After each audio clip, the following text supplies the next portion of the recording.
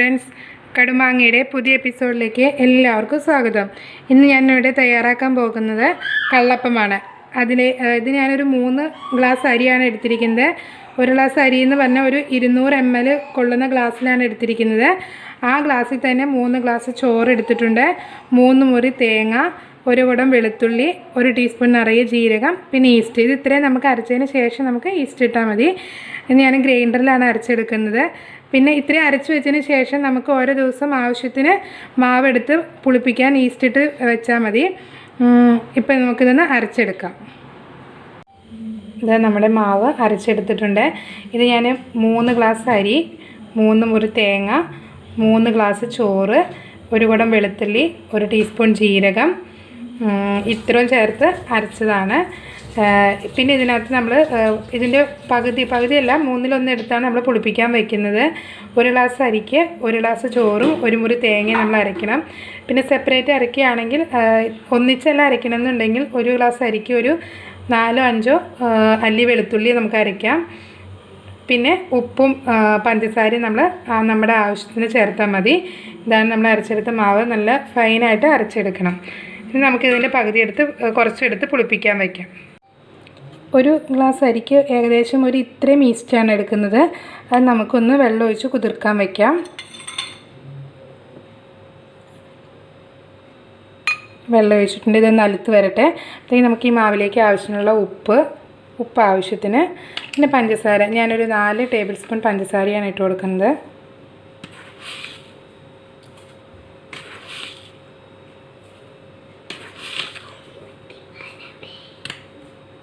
പിന്നെ ഈ കുതിർക്കാൻ വെച്ച ഈസ്റ്റ് ഇട്ട് കൊടുക്കണം. നമുക്ക് നന്നായിട്ടൊന്ന് മിക്സ് ചെയ്തിട്ട് നമുക്ക് പുളിപ്പിക്കാൻ വയ്ക്കാം. ഒരു 8 മണിക്കൂർ അല്ലെങ്കിൽ 6 മണിക്കൂറിന് ശേഷം നന്നായിട്ട് പൊന്തി വന്നിട്ടുണ്ടാകും. അപ്പോൾ നമുക്ക് ചുട്ടെടുക്കാം. പിന്നെ ഈ അരച്ചെടുക്കുമ്പോൾ നന്നായിട്ട് അരഞ്ഞെടുക്കണം. ഗ്രൈൻഡറിലായതുകൊണ്ട് തേങ്ങയും ചോറും എല്ലാം ഒരുമിച്ച് നമുക്ക് അരച്ചെടുക്കാം. അതിനകത്ത് ഞാൻ പറയാൻ വിട്ടുപോയി, ചോറും കൂടി അരച്ചിട്ടുണ്ടായിരുന്നു. 1 ഗ്ലാസ്സിന് 1 ഗ്ലാസ് അതേ സെയിം തന്നെയാണ് ചോറ് എടുത്തിരിക്കുന്നത്. ഇപ്പോൾ ഇതിനകത്ത് 1 ഗ്ലാസ് അരി, 1 ഗ്ലാസ് ചോറ്, 1 മുറി തേങ്ങ, 1/4 ടീസ്പൂൺ ജീരകം, ഒരു 5 ചുള വെളുത്തുള്ളി. ഇത്രയും മതി നമുക്ക് 1 ഗ്ലാസ്. ഇപ്പോൾ മീഡിയം ഒരു 15 അപ്പം വരെ ചുട്ടെടുക്കാൻ വേണ്ടി ഇത്രയും ചേരുവ മതി. പിന്നെ നമ്മൾ 4 സ്പൂൺ, 1 ഗ്ലാസ്സിന് ഒരു 4 സ്പൂണോളം പഞ്ചസാര ഇട്ട് കൊടുക്കുന്നുണ്ട്. പിന്നെ ആവശ്യത്തിന് ഉപ്പ്, ഇത്രയും ഈസ്റ്റ്. പഞ്ചസാരയുടെ അളവ് കുറവ് വേണ്ടവർക്ക് നമുക്ക് 1 സ്പൂണോളം മതി. മധുരം ഇച്ചിരി നല്ല കള്ളപ്പത്തിന് ചെറിയൊരു മധുരം ഉണ്ടാവും. അപ്പോൾ അതിന് അത്രയും മധുരം കിട്ടണമെങ്കിൽ ഒരു 4 സ്പൂണെങ്കിലും പഞ്ചസാര ഇട്ട് കൊടുക്കണം. ഇനി നമുക്കിതൊന്ന് മിക്സ് ചെയ്തിട്ട് പുളിപ്പിക്കാൻ വയ്ക്കാം. ഇത് കണ്ടില്ലേ, ഈ ഒരു കൺസിസ്റ്റൻസിയിൽ വേണം നമ്മൾ ഇത് പുളിപ്പിക്കാൻ വയ്ക്കാൻ വേണ്ടിയിട്ട്. ഒത്തിരി ലൂസായി കഴിഞ്ഞാൽ നമുക്ക് കറക്റ്റായിട്ട് കിട്ടത്തില്ല. ഈ ഒരു പാകം മതിയാവും. ഇത് കണ്ടില്ലേ, ഇതുപോലെ. അപ്പോൾ 1 ഗ്ലാസ് അരിക്ക് 1 ഗ്ലാസ് ചോറ് തന്നെ, വീണ്ടും 1 മുറി തേങ്ങ, ഒരു 4 അല്ലെങ്കിൽ ഒരു 5 അല്ലി വെളുത്തുള്ളി ഇടാം, ഒരു 1/4 ടീസ്പൂണോളം ജീരകം നമുക്ക് ചേർക്കാം. പിന്നെ പഞ്ചസാര നമ്മുടെ ഇഷ്ടത്തിന്. മധുരം വേണ്ടവർക്ക് 4 സ്പൂണോളം, മധുരം കുറച്ച് മതിയവർക്ക് 1 സ്പൂൺ മതി. എന്തായാലും കുറച്ച് മധുരം ചേർക്കണം, എന്നാലേ അതിനൊരു ടേസ്റ്റ് ഉണ്ടാവുള്ളൂ. പിന്നെ ഞാൻ ഇതിനകത്ത് ചുവന്നുള്ളി ചേർക്കാറില്ല. ചുവന്നുള്ളി ചേർക്കുന്നവരുണ്ട്, അതിനകത്ത് ചേർക്കാറില്ല. നമുക്ക് പുളിപ്പിക്കാൻ വയ്ക്കാം.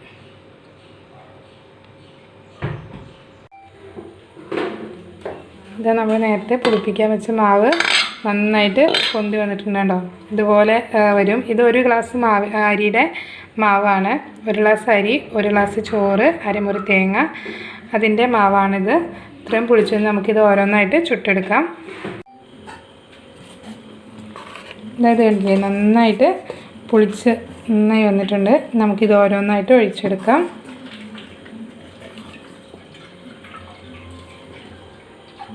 ദോശക്കല്ല് നന്നായി ചൂടായി വരുന്നുണ്ട്. നമുക്കിത് ഓരോന്നായിട്ട് ഒഴിച്ചെടുക്കാം.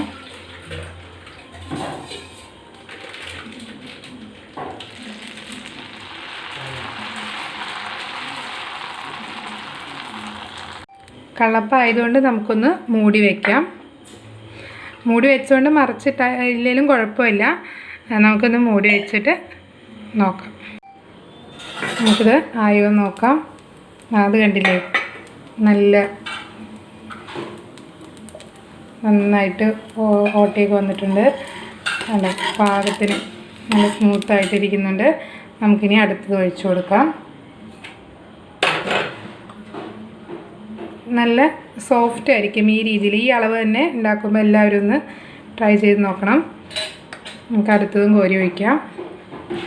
പിന്നെ ഇതിൻ്റെ വലിപ്പം കുറയ്ക്കണമെങ്കിൽ ഈ കല്ലിൽ 3 എണ്ണമൊക്കെ വെച്ച് നമുക്ക് ചുടാം. ഇതിൽ വലിപ്പമായതുകൊണ്ട് നമുക്ക് ഒരെണ്ണം പറ്റുള്ളൂ.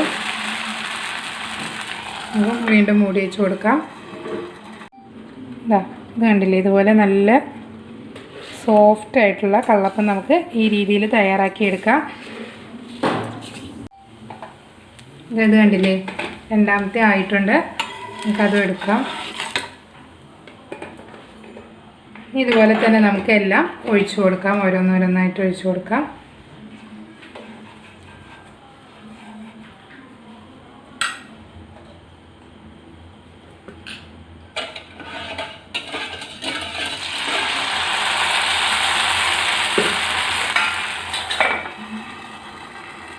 ഇതാ നമ്മുടെ സോഫ്റ്റ് കള്ളപ്പം റെഡി ആയിട്ടുണ്ട്. ഒരു ഗ്ലാസ് അരിക്ക് ഈ വലിപ്പത്തിലാണെങ്കിൽ നമുക്കൊരു 15 എണ്ണം വരെ ഉണ്ടാക്കിയെടുക്കാം. ചിക്കൻ കറിയുടെ ഒപ്പവും കുറുമയുടെ ഒക്കെ ഒപ്പം നമുക്ക് കള്ളപ്പം കഴിക്കാം. നല്ല സോഫ്റ്റ് ആയിട്ടുള്ള കള്ളപ്പമാണ്. അത് കണ്ടില്ലേ, പഞ്ഞി പോലത്തെ കള്ളപ്പം നമുക്ക് ഈ രീതിയിൽ ഉണ്ടാക്കാം. എല്ലാവരും ഈ രീതിയിലൊന്ന് ട്രൈ ചെയ്ത് നോക്കണം. പിന്നെ ഞാൻ മധുരം കൂടുതലിട്ടുകൊണ്ട് കുട്ടികൾക്കൊക്കെ ഒത്തിരി ഇഷ്ടമാവും. കറി ഇല്ലെങ്കിൽ അവർ വെറുതെ കഴിച്ചോളും. എല്ലാവരും ഈ രീതിയിലൊന്ന് ട്രൈ ചെയ്ത് നോക്കണം. എൻ്റെ ഈ ചാനൽ ആദ്യമായിട്ടാണ് കാണുന്നതെങ്കിൽ സബ്സ്ക്രൈബ് ചെയ്യാൻ മറക്കരുത്. അടുത്ത ദിവസം നമുക്ക് മറ്റൊരു ഡിഷുമായി വീണ്ടും കാണാം.